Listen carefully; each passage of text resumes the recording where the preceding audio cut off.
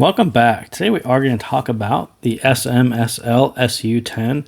So not quite their flagship DAC, but pretty close. I mean, this is a very high-end $900 DAC.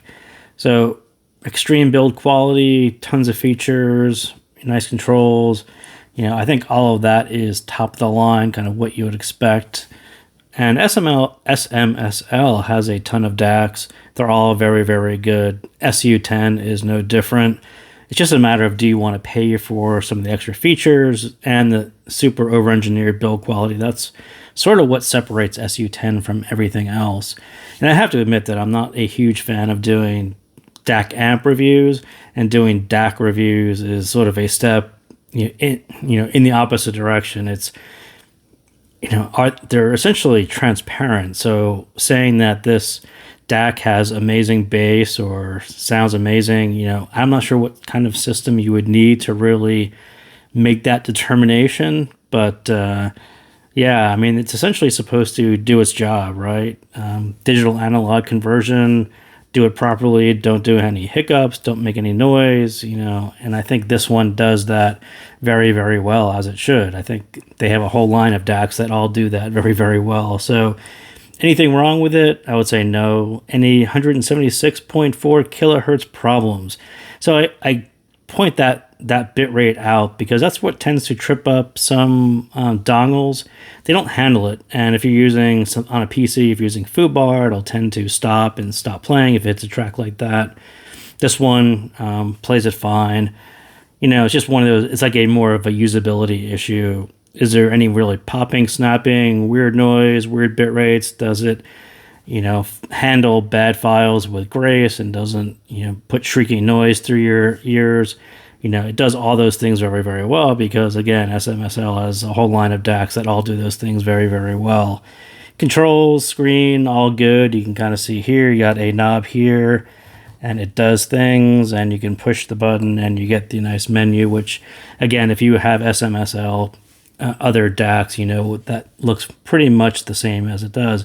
This one does have a couple tweaks. It does have something they call the DSD filter, and you can actually filter on 47, 50, 60, or 70 kilohertz cutoff.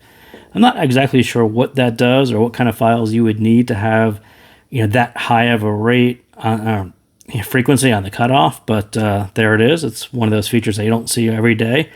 Also, something that you don't see on other DACs, including topping, they call it sound coloring. So there's a standard, which I guess is uncolored, and then they have these rich tube or crystal. So that's sort of a warmth level through no warmth level, and they give you 3 different levels of each one of those. So that's pretty cool. I mean, as far as does a DAC have sound, they're actually introducing a option where you actually can give it some sound and some warmth, and I think that is actually pretty cool. It's actually pretty rare, but again, I think this is a flagship, not the flagship, but the high-end one, and other S.M.S.L DACs also have that option, so it's not unique to this one, but it's still cool. And they are audible, and the standard is very good. I actually do like the standard the best, and it's somewhat amp dependent. So why is it $900? Extreme attention to components. Like I said, S.M.S.L has other DACs that are about half the price. They do the same thing. They use the same kind of DACs. And so what you are paying for is a very, very nice build quality, starting with the power supply. And this one actually doesn't need a brick. You can actually plug a cord in, which you can't see, but it's in the back. There's no big brick on the external brick. So power supply, internal, 2 Nortel linear transformers into Nichicon, KG, news amps, caps, 2 flagship ES9038 Pro 8-channel DACs with MQA decoder and renderer. So pretty beefy if you are Sabre fans. This one is sort of the flagship Sabre. 32-bit, 768 kilohertz, DSD 512, which is another thing that some dongles don't do. They'll stop at 256. This one goes up to 512. I2S support. So I2S support is something that is different on the SU-10 from the SU-9 and probably other lower models. So you do pay quite a bit for I2S if you are a fan of HDMI cables. I2S is supported on this one. Qualcomm BT with LDAC. And you get 21, Burr Brown OP1612 Texas Instruments op amps. So Yeah, that is a lot of op amps, and inside they have, 21 1612s on the board. That's kind of impressive, and again, that is something that stands out apart from why you're paying $900. Does it make a sound difference? It probably does something. Can you tell on, a normal pair of IEMs plugged into an amp? That's pretty much debatable. So does it sound good? Aren't DACs transparent? Most Sabre sound similar. And these are all the things that I sort of already talked about.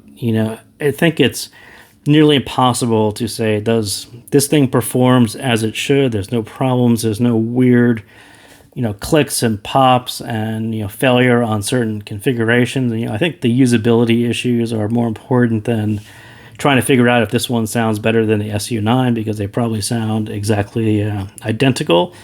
S.M.S.L does DACs, does great DACs, but you're really paying for the build quality on this one and not as much a significantly difference in sound or decoding or anything else that a DAC might do. You do get I2S support, and you do get gold feet, which I can't really, you can kind of see. So, yeah, it's got some cool gold feet. I don't know how much those cost, but probably not all $900. So, S.M.S.L does do some unique things with Sabre and sound color. Again, that's sort of a little different than some other manufacturers. But other than I2S, I'm really not sure this one really has any additional capabilities over the SU-9 or others in the series. And again, some of the cons on this one, it's probably overkill for just IEMs. This one is really meant for a bigger chain, a bigger source from DAC to amps to headphones or speakers. It can really easily move between all three of those without any problem. But for just IEMs, maybe just a bit overkill at the price. Even so, your wallet is really only half done, as it really needs to be paired with an equally resolving amp. And that's ultimately the problem with paying $900 with this, is you don't want to plug it into a $50 amp or, something that doesn't at the caliber of this one. So, yeah, you're dropping about $900 on the SU-10. You're only about halfway there. So that is what I quickly got on the SU-10. So thank you guys again for tuning in, and I'll see you next time.